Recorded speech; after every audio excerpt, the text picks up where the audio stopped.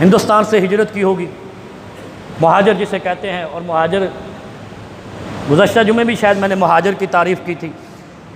آپ جب آئے ہوں گے تو آپ کو آج بھی نظر آتی ہیں، برجیاں لگی ہوتی تھیں، برج چھوٹے چھوٹے نشان لگے ہوتے ہیں کہ یہاں سے یہ مستطیل ہے، یہ مربع ہے، یہ گز ہے. جو آپ کراچی میں تو گز چلتے ہیں نا، زمینوں کے زرعی زمینوں کے برج چلتے ہیں. حضرت علی رضی اللہ عنہ یہ قبضہ مافیا کے بارے میں کہتے ہیں کہ جس نے اس برجوں کو تبدیل کیا، جب پاکستان بنا نا، میں آپ کو ایک اور بھی مہاجروں کا حق کیسے غصب ہوا ہے آج تک ہم پریشان ہیں. اور 2 قوموں نے کیا ہے، قوموں کا نام یہاں نہیں لوں گا.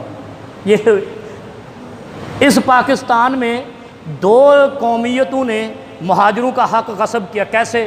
اور وہ قومیں حضرت علی رضی اللہ عنہ کے بقول لانتی ہیں اگر وہ اس سے توبہ نہ کر لیں اور دوبارہ ان برجوں کو بحال نہ کر دیں.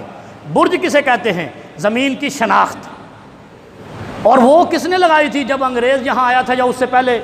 جب جیسے جیسے زمین بنتی گئی، جو لینڈ ڈپارٹمنٹ ہوتا ہے کسی بھی قوم کا ہو، کسی بھی حکومت کا ہو، وہ نشان لگاتا ہے اور نشانیاں دیتا ہے. یہاں سے نہر جائے گی، یہاں سے زرعی زمین جائے گی، یہاں سے سڑک جائے گی، سب کچھ دیتا ہے.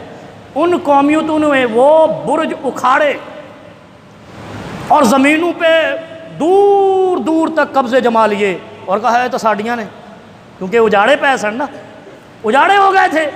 یہاں سے ہندو زمینیں چھوڑ کے بھاگے، سکھ زمینیں چھوڑ کے بھاگے، اور وہاں سے مسلمان ہجرت کر کے یہاں آئے.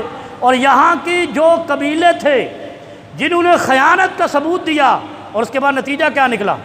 نتیجہ یہ نکلا کہ مہاجر تو بیچارے 120 گز میں آ گئے، ہجرت کرنے والے چھوٹی چھوٹی جگہوں پہ آ گئے. اور یہاں پر ہم دیکھتے ہیں فلاں سردار بن گیا، فلاں نواب بن گیا، فلاں وڈیرا بن گیا.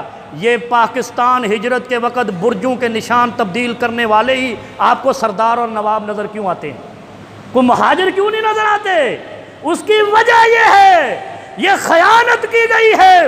اور سیدنا علی مرتضیٰ کہتے ہیں جو زمین کے برجوں کو مٹائے، زمین کی لکیروں کو مٹائے، اپنی جائیداد کو بڑھانے کے لیے خدا کی اس پر لعنت ہے. یہ علی مرتضیٰ کہتے ہیں. اب وہ لوگ خود سوچ لیں کہ نواب، وڈیرے، سردار، جاگیردار یہ کیسے بنتے ہیں. یہ پاکستان